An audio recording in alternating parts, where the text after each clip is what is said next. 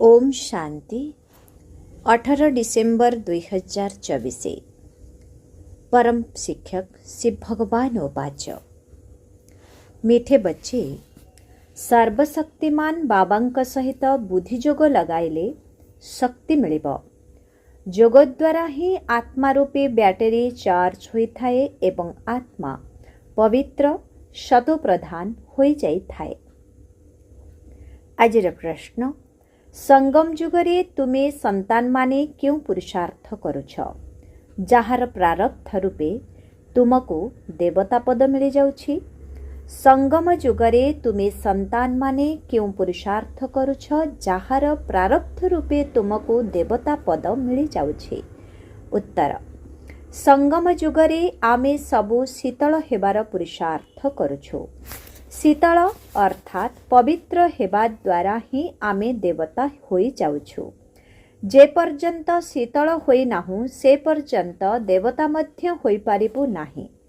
तेणु एही संगमरे शीतला देवी होई समस्तंक उपरे ज्ञानर थंडा जल छिंची समस्तंकु शीतल करिबाकु हेबो। समस्तंकर उत्तापको अर्थात काम क्रोधको शांत करिबाकु हेबो। निजे शीतल होई अन्य समस्तंकु शीतल करिबाकु हेबो। ओम शांति। पिलामानंकु प्रथमे गोटिए कथा बुझिबार अछि जे आमे समस्ते भाई भाई अटु एवं शिव बाबा समस्तंकर बापा अटन्ते। तांको सर्वशक्तिमान कुहा जाए। तुम मध्यरे समस्त शक्ति थिला। तुमे समग्र विश्वरे राजत्व करुथिल।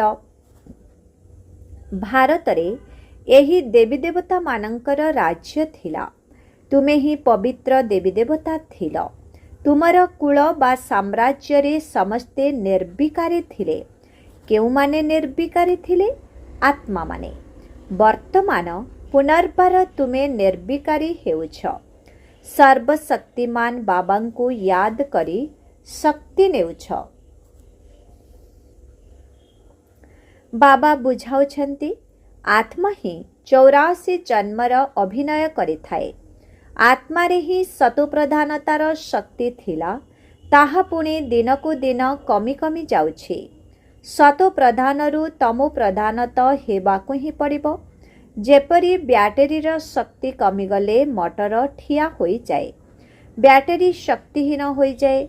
आत्मार ब्याटेरी संपूर्ण शक्तिहीन हुए नाही, किछि ना किछि शक्ति रही थाए।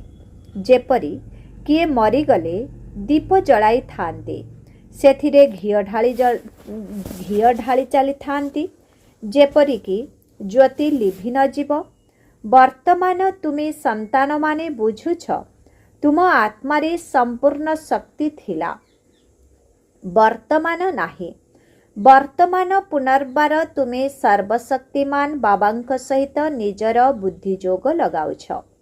निज मध्यरे शक्ति भरुछ, काहीकिना तुमर शक्ति कम होई जाइछि। शक्ति संपूर्ण रूपे सरीगले शरीर ही रहिब नाही। आत्मा बाबांको मने पकाई पकाई संपूर्ण पवित्र होई जाए। सत्य जुगरे तुमर ब्याटेरी संपूर्ण चार्ज रही थाए। पुणे धीरे धीरे कला अर्थात ब्याटेरी कम होई चली थाए।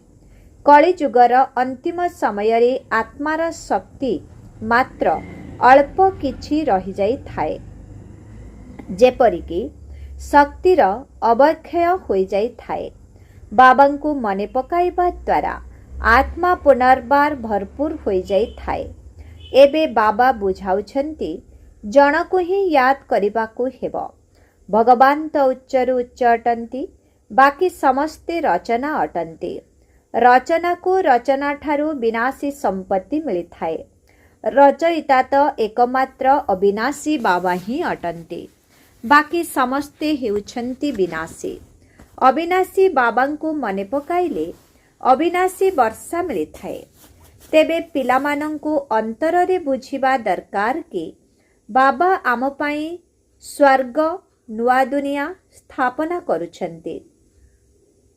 ड्रामा प्लान अनुसारे स्वर्गर स्थापना हेउछि, जेउथिरे तुमे संतान माने ही आसी राजत्व करुछ। ମୁଁ ତ ସଦା ପବିତ୍ର ଅଟେ। ମୁଁ କେବେ ଗର୍ଭରୁ ଜନ୍ମ ନିଏ ନାହିଁ କି ଦେବୀ ଦେବତାମାନଙ୍କ ପରି ଜନ୍ମ ନିଏ ନାହିଁ। କେବଳ ତୁମ ସନ୍ତାନମାନଙ୍କୁ ସ୍ୱର୍ଗର ବାଦଶାହୀ ଦେବା ନିମନ୍ତେ ଯେତେବେଳେ ଏହି ବ୍ରହ୍ମା ବାବା 60 ବର୍ଷର ବାନପ୍ରସ୍ଥ ଅବସ୍ଥାରେ ଥାଆନ୍ତି, ସେତେବେଳେ ଏହାଙ୍କ ଶରୀରରେ ମୁଁ ପ୍ରବେଶ କରିଥାଏ। ସିଏ ପୁଣି ନମ୍ବର 1 ତମୋପ୍ରଧାନରୁ ନମ୍ବର 1 ସତୋପ୍ରଧାନ ହୋଇଥାନ୍ତି। ତେବେ ସବୁଠାରୁ ଉଚ୍ଚରୁ ଉଚ୍ଚ ହେଉଛନ୍ତି ଭଗବାନ। ତାଙ୍କ ତଳକୁ ପୁଣି ବ୍ରହ୍ମା, ବିଷ୍ଣୁ, ଶଙ୍କର ସୂକ୍ଷ୍ମ ବତନବାସୀ ଅଟନ୍ତି। ତେବେ ଏହି ବ୍ରହ୍ମା, ବିଷ୍ଣୁ, ଶଙ୍କର କେଉଁଠୁ ଆସିଲେ? ଏମାନଙ୍କର କେବଳ ସାକ୍ଷାତକାର ହୋଇଥାଏ। ସୂକ୍ଷ୍ମ ବତନ ମଝିରେ ଅଛି ନା, ଯେଉଁଠି ସ୍ଥୂଳ ଶରୀର ନଥାଏ। ସୂକ୍ଷ୍ମ ଶରୀର କେବଳ ଦିବ୍ୟ ଦୃଷ୍ଟି ଦ୍ୱାରା ଦେଖାଯାଇଥାଏ। ବ୍ରହ୍ମା ତ ଶ୍ୱେତବସ୍ତ୍ରଧାରୀ ଅଟନ୍ତି।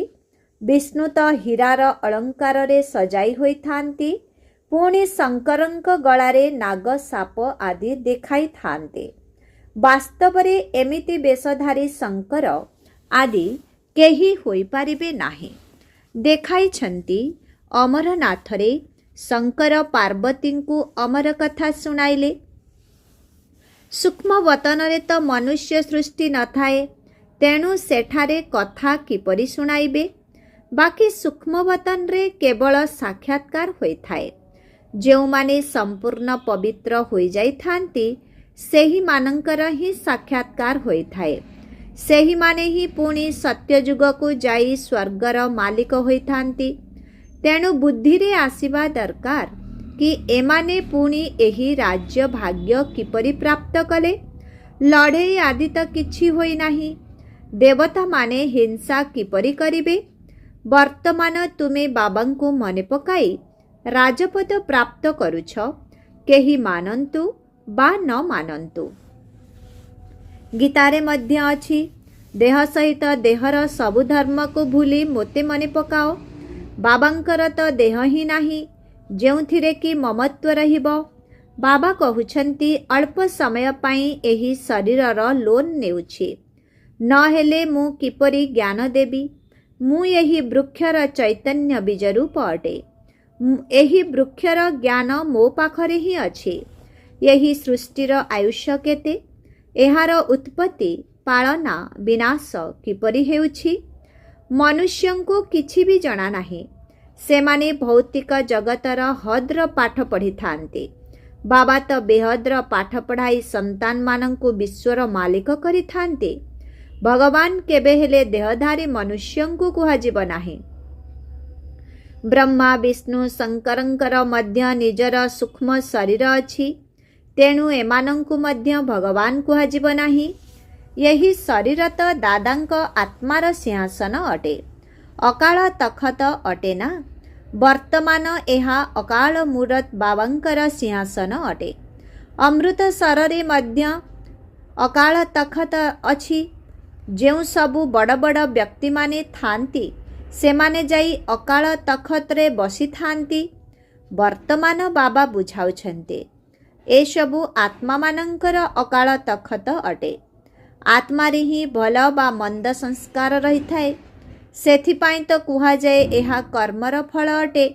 ସମସ୍ତ ଆତ୍ମାମାନଙ୍କର ପିତା ଏକ ଅଟନ୍ତି। ବାବା କୌଣସି ଶାସ୍ତ୍ର ଆଦି ପଢ଼ି ବୁଝାନ୍ତି ନାହିଁ। ଏସବୁ କଥା ଶାସ୍ତ୍ର ଆଦିରେ ମଧ୍ୟ ନାହିଁ। ସେଥିପାଇଁ ତ ଲୋକମାନେ ବିରକ୍ତ ହେଉଛନ୍ତି, କହୁଛନ୍ତି ଏମାନେ ଶାସ୍ତ୍ରକୁ ମାନୁନାହାନ୍ତି। ସାଧୁ ସନ୍ଥମାନେ ଯାଇ ଗଙ୍ଗାରେ ସ୍ନାନ କରିଥାନ୍ତି, ତେବେ କ'ଣ ପାବନ ହୋଇଯାଉଛନ୍ତି? କେହି ତ ପରମଧାମ ଘରକୁ ଫେରି ଯାଇପାରିବେ ନାହିଁ। ସମସ୍ତେ ନାଟକର ଅନ୍ତିମ ସମୟରେ ଯିବେ। ଯେପରି ପୋକମାନଙ୍କର ବା ମହୁମାଛିମାନଙ୍କର ଦଳ ଯାଇଥାଏ। ମହୁମାଛିମାନଙ୍କ ଭିତରେ ମଧ୍ୟ ରାଣୀ ଥାଏ। ତା ପଛରେ ସମସ୍ତେ ଯାଇଥାନ୍ତି।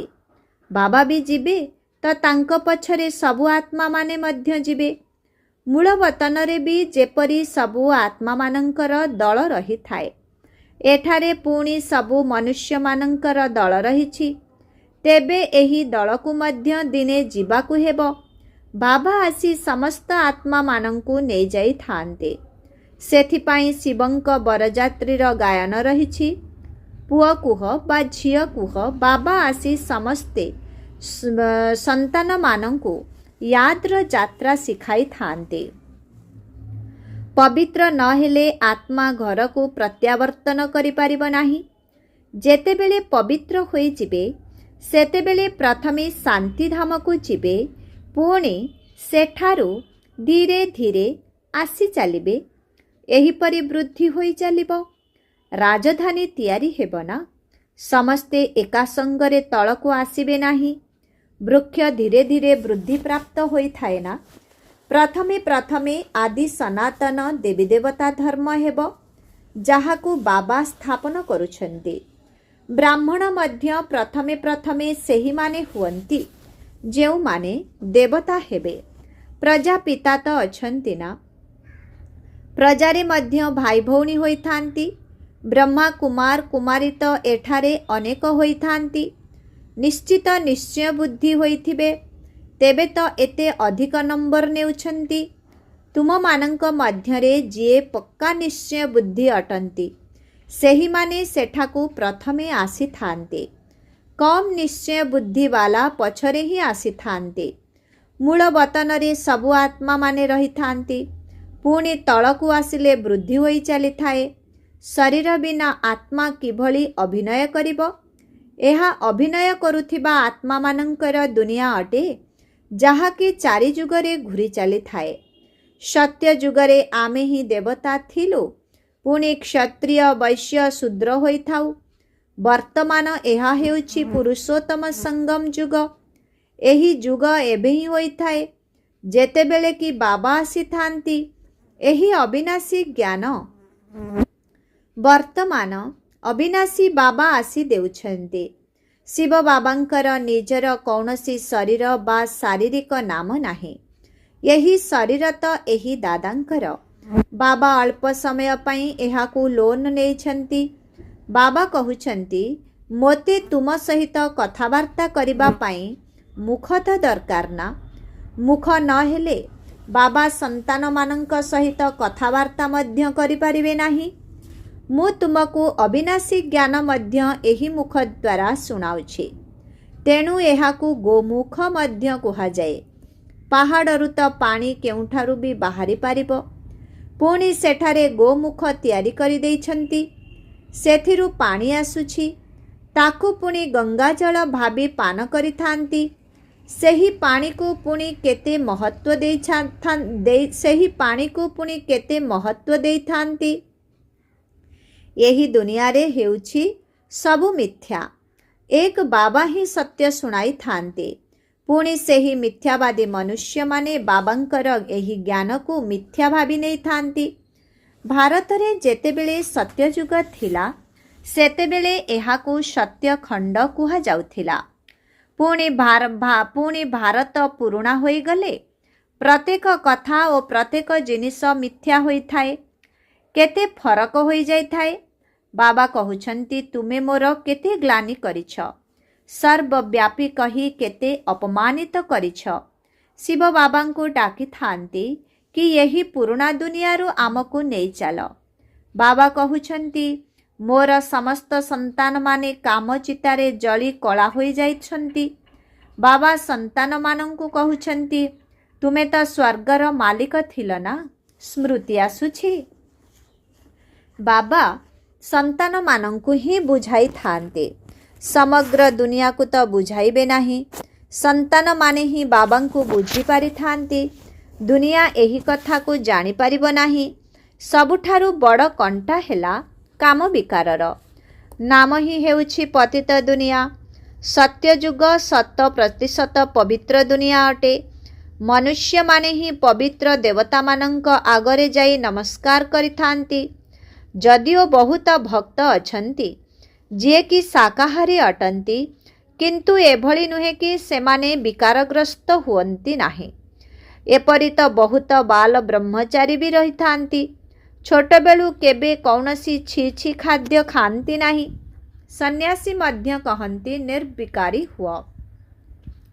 एमाने घरद्वार सन्यास करी पुणी परजन्मरे मध्य केउ गृहस्थी पाखरे जन्म नहीं पुणी घरद्वार छाड़ी जंगल को चली जाइथांती। किंतु सेमाने कौन पतितरु पावन होई पारंती ना। पतित पावन बाबांक श्रीमत बिना केही पतितरु पावन होई पारिबे नाही। भक्ति हेउची अवरोहण कलार मार्ग। तेबे पुणे किभଳି पवित्र हेबे?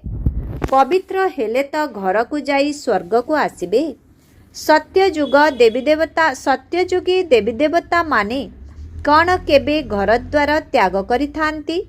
सेमानंकर हेउची हदर सन्यास, तुमर हेला बेहदर सन्यास। समग्र दुनिया मित्र संबंधी आदि समस्तंकर सन्यास। तुम मानंक निमंते वर्तमान स्वर्गर स्थापना हेउची। तुमर बुद्धि स्वर्ग आड़क रही। मनुष्य मानंकर बुद्धि तो नरकरे ही लाखी रही। तुमे संतान माने पुणी बाबांक याद रे लटकी रहीछ। तुम मानंकु शीतला देवी करिबा पाई ज्ञानचिता उपरे बसा जाई थाए। शीतला शब्दर विपरीत रे रहुछि उत्तप्त। तुमर नाम ही हेउछि शीतला देवी। शीतला देवी तो जणे होई नथिबे ना, निश्चित बहुत थिबे जो माने भारत को शीतल करि थांते। वर्तमान समय रे समस्ते कामचितारे जलुछंती। तुमर नाम एठारे शीतला देवी अटे। तुमे शीतल करुथिबा ठंडा जल सिंचुथिबा देवी अट। जल सिंचन करिबा पाई जाई थांती ना। एहा हेउछि ज्ञानर बुंदा जहा आत्मा मानंक उपरे पका जाई थाए। आत्मा पवित्र होई गले शीतल होई जाए। वर्तमान समय रे समग्र दुनिया कामचितारे चढ़ी कला होई जाइछे। वर्तमान कलश मिलुछि तुम संतान मानंकु। ज्ञान कलश द्वारा तुमे निजे शीतल हेउछ, अन्य मानंकु मध्य करुछ। ये मध्य शीतल होइछंती ना। उभय एकाठी रहिछंती। घर द्वारा छाड़ीबार तो किछि कथा ही नाही। किंतु गोशाला होइथिब त निश्चित केही केही घर किंतु गोशाला होइथिब त निश्चित केही केही घर द्वार छाड़ीथिबे। केउथि पाई? ज्ञान चितारे बसी शीतल हेबा पाई। जेबे तुमे एठारे शीतल हेबो तेबे ही तुमे देवता होई पारिबो। वर्तमान तुम संतान मानंकर बुद्धि जोग पुरुणा घर आड़कू जीवा उचित नुहे। बाबांक सहित बुद्धि जोगयुक्त होई रहू। काहींकि ना तुम समस्तंकु बाबांक पाखकु घर को जीवाकू अच्छे। बाबा कहउछंती, मीठे बच्चे मु पंडा होई आसीछि तुमको नहीं जीवा पाई। एमाने शिवशक्ति पांडव सेना अटंते। तुमे हेउछ शिवंक ठारू शक्ति प्राप्त करुथिबा आत्मा। बाबा हेउछंती सर्वशक्तिमान। मनुष्य तो भावी थांती परमात्मा मृतक को मध्य जीवित करि पारंती। किंतु बाबा कहउछंती, लाडले बच्चे एही ड्रामा रे प्रत्येकंकु अनादि पाठ मिलेछे। मु मध्य रचयिता, निर्देशक एवं मुख्य अभिनेता अटे। ड्रामार पाठ को मु किछि भी बदलाई पारिबी नाही। मनुष्य भावी थांती गच्छपत्र मध्य परमात्मांक निर्देश रे हली थाए। किंतु परमात्मा तो निजे कहउछंती मु मध्य ड्रामार अधीन अटे। ड्रामार बंधन रे बंधा होइछि। एमिति नुहे कि मोर निर्देश रे पत्र हलिब। सर्वव्यापीर ज्ञान भारतवासी मानंकु संपूर्ण कांगाल करि देइछि।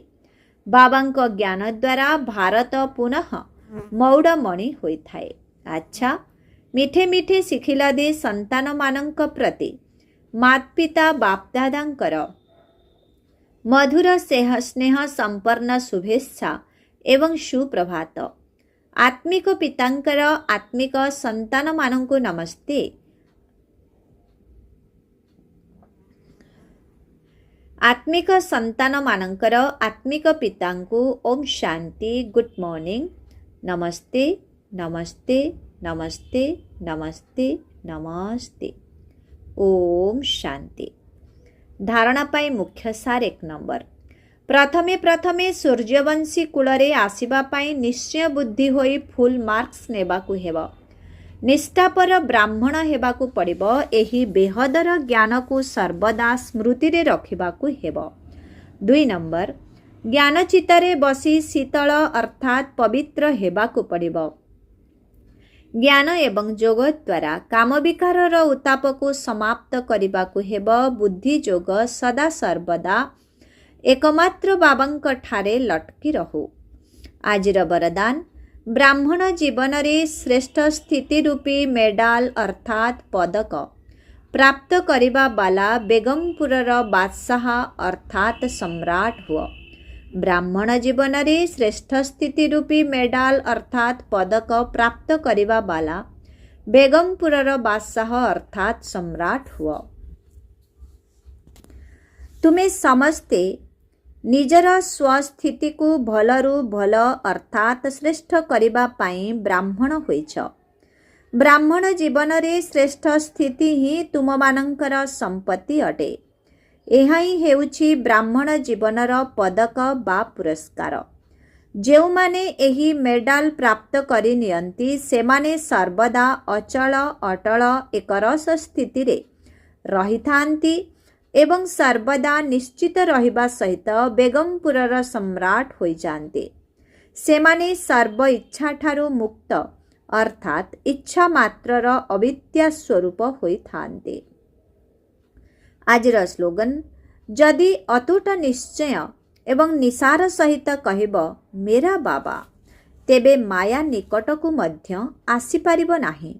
जदि अतुट निश्चय एवं निसार सहित कहिब मेरा बाबा तेबे माया निकटकु मध्य आसी पारिब नाही।